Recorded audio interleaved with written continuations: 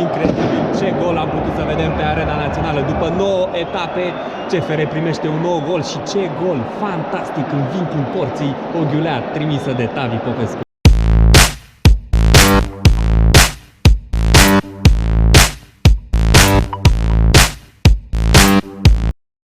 Salutare microbiștilor! Suntem pe Arena Națională, unde se dispută derbiul rundei 22 între FCSB și CFR Cluj.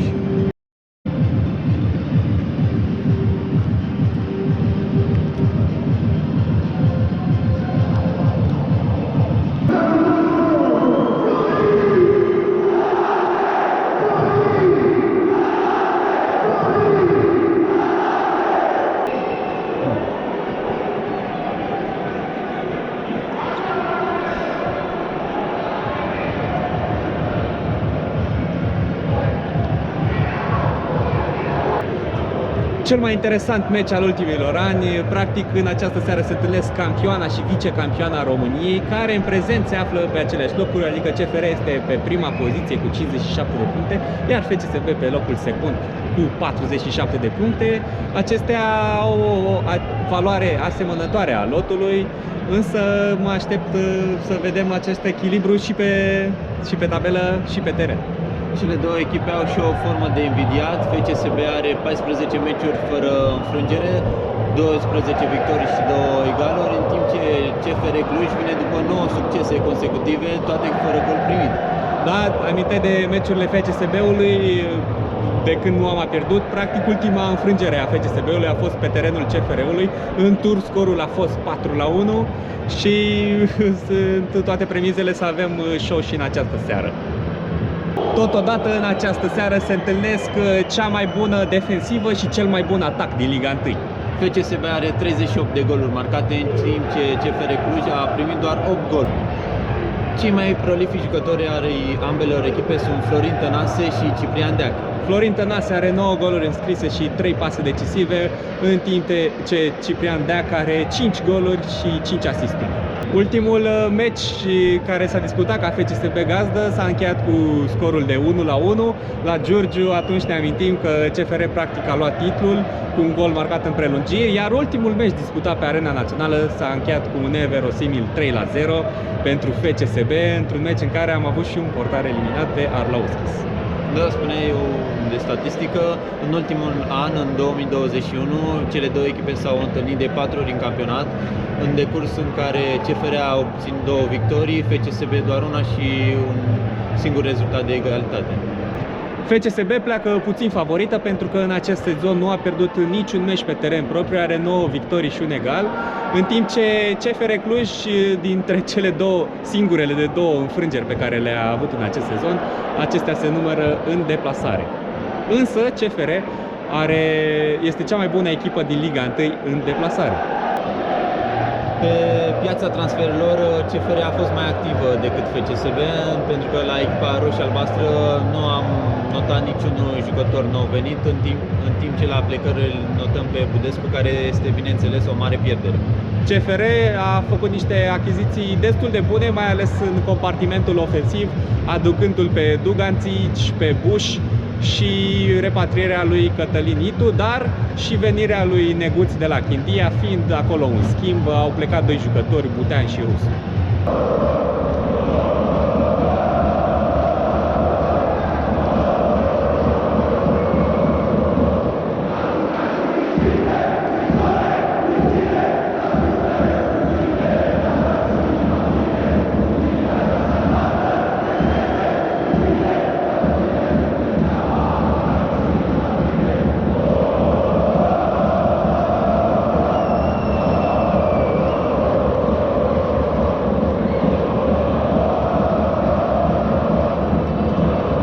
Meciul stă să înceapă, atmosferă de derby mare făcută de fanii FCSB-ului, aproximativ 15.000 de oameni pe Arena Națională, între care și 30 de suporteri veniți de la Cluj pentru a susține pe CFR. De apreciat pentru că este foarte frig, sunt undeva la 0 grade, însă terenul se prezintă în condiții fabuloase, iar Colțescu fără startul partidei.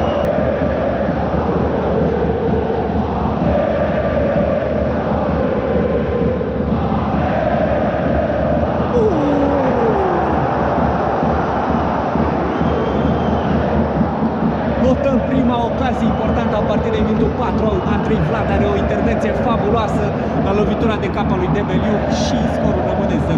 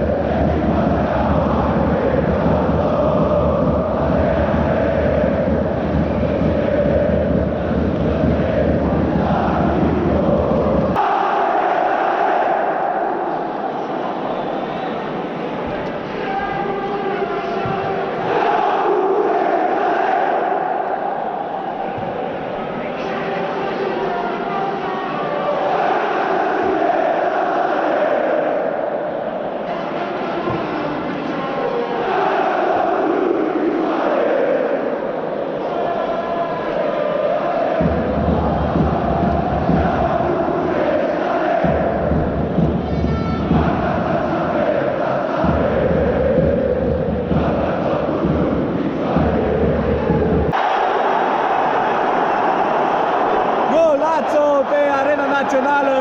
David Popescu! David Popescu șutează fabulos de la aproximativ 30 de metri în vincul porții lui Hindrick, care Nu avea ce să facă, practic. efectiv nu avea ce să facă, un gol splendid, fabulos. Marca David Popescu, n-am mai văzut cu astfel de execuții. Contrar cursului jocului, FCSB înscrie. Incredibil ce gol am putut să vedem pe Arena Națională. După 9 etape, CFR primește un nou gol și ce gol fantastic în vincul porții Oghiulea, trimisă de Tavi Popescu. Să vedem cum va decurge jocul. Până acum au fost foarte multe faze, meciul a fost alert și sper să avem parte de același ritm și de acum încolo. Așteptăm reacția CFR-ului.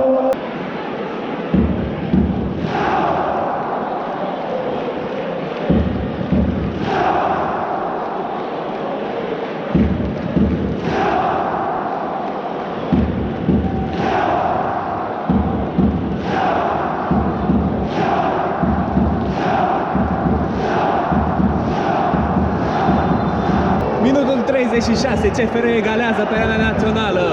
Gabi Debeliu deviază cu capul o centrare venită de la Deac și Andrei Vlad se vede învins. Da, la post era și Manea, care era pe para a doua și aștepta oricând să înscrie și el, dar mingea s-a dus direct în poartă. Da, notăm faptul că CFR a fost echipa mai agresivă până acum, chiar și până la momentul primirii golului, dar mai ales după, forțat de câteva momente, iar golul a venit pe fondul pe cursul normal al jocului. În prima jumătate de oră, două goluri, e bine, cred că vom mai avea cel puțin două. E un meci destul de frumos, faze de poartă, intensitate, tot ce trebuie pentru un derby. Răsturnare de situație. CFR face 2-1 în minutul 40, Debeliu împinge mingea în poartă, practic acesta a fost lăsat singur în careu și A fost o fază destul de controversată, ne așteptam să se ridice fanul de la margine, dar așa se așteptau și cei de la FCSB. însă cred că un jucător, un fundaș al FCSB-ului a fost surprins mai în spate, nu a urcat linia și iată că CFR conduce în apropierea pauzei cu scorul de 2-1. În 4 minute a întors soarta partidei. Pauză pe Arena Națională, campioana României conduce cu scorul de 2-1. Iar în momentul de față se distanțează la 13 puncte virtuale față de FCSB. CFR a fost echipa mai bună în prima parte, a fost mai agresivă, a atacat poarta lui Vlad și a luat un gol fabulos. Practic aia a fost singura ocazie a FCSB-ului, execuția superbă a lui Tavi Popescu. Însă CFR a întors partida, nu? Conducând, dând cele două goluri în numai 4 minute prin Debeliu. Da, CFR a dat dovadă de maturitate, nu s-a lăsat cu moralul jos după ce s-a văzut condusă pe tabelă și iată că în decurs de 4-5 minute a întors scorul de Belin, a fost la momentul potrivit, la locul potrivit. Da, în ambele faze și ne așteptăm la o repriză secundă cel puțin la fel de interesantă. Toni Petra face 3 schimbări la pauză, ceea ce revoluționează lotul pentru că FCSB va juca într-o formulă 3-5-2. La CFR nicio schimbare, Dan Petrescu mizează pe acești 11 cu care a început partida.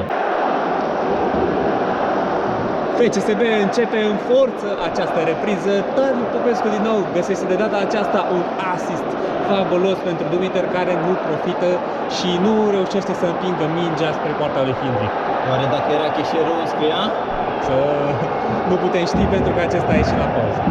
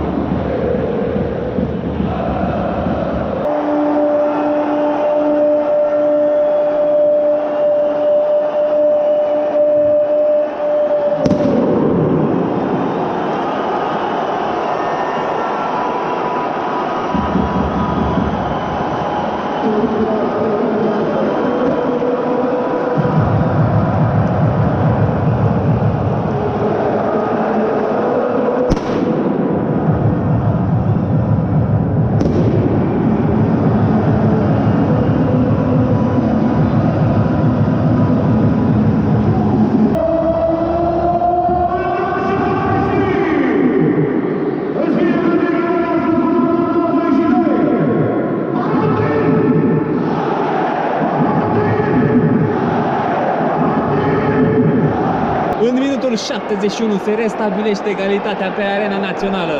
Valentin Gheorghe înscrie al doilea gol la roșu-albaștrilor. Florinel Coman îl găsește perfect, în care Otto Hindrick încearcă să respingă balonul, dar acesta ajunge în plasa lui și avem 20 de minute incendiare în acest final de meci.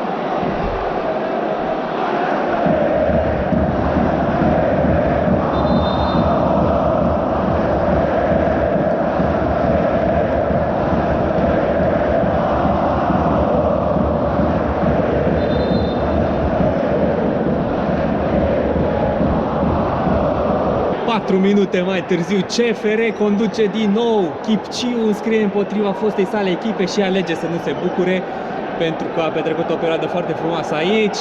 Am avut în urma unui corner o lovitură de cap. Chipciu este găsit în interiorul careului și șutează năpraznic pe plasa.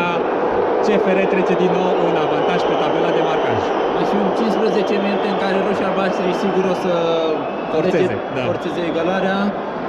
Practic acum au tot cea mai bun în teren din punct de vedere ofensiv, pentru că nu mai au practic nimic defensiv în afara fundașilor. Totul sau nimic.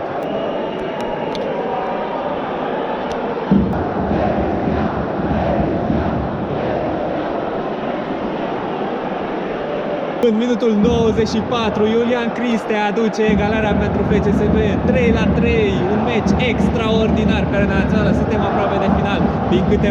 Din moment în moment, Colțescu va fluiera finalul, da? În acest moment se fluieră finalul partidei, o partidă fabuloasă pe arena națională, cu 6 goluri. Meci între locul 1 CFR și locul al doilea FCSB. Dan Petrescu a mizat pe Sestor să închidă meciul, dar acesta scapă de marcaj pe Criste și iată că pierde pe mâna sa. Vedem că la finalul partidului chiar îl cer după acesta. Vedem, adică auzim și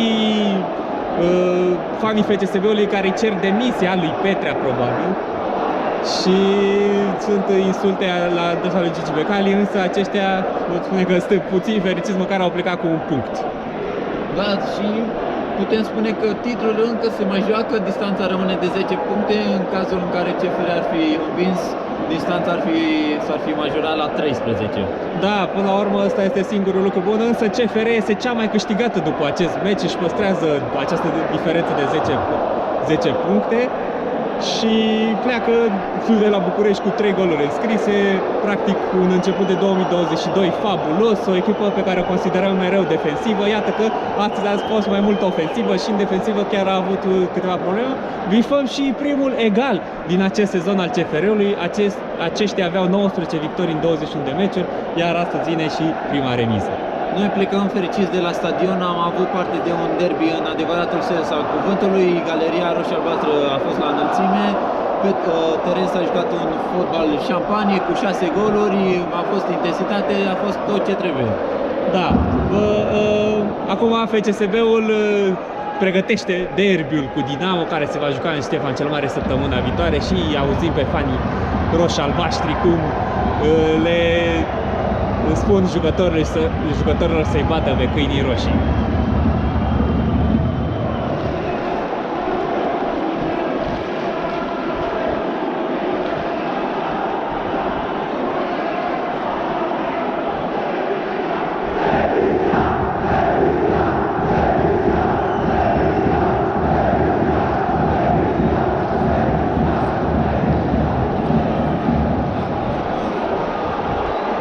La finalul etapei 22, CFR ajunge la 58 de puncte, în timp ce FCSB ajunge la 48 de puncte. FCSB va juca în deplasare în următorul meci la Dinamo, în timp ce CFR va întâlni pe FC Botoșani pe teren propriu.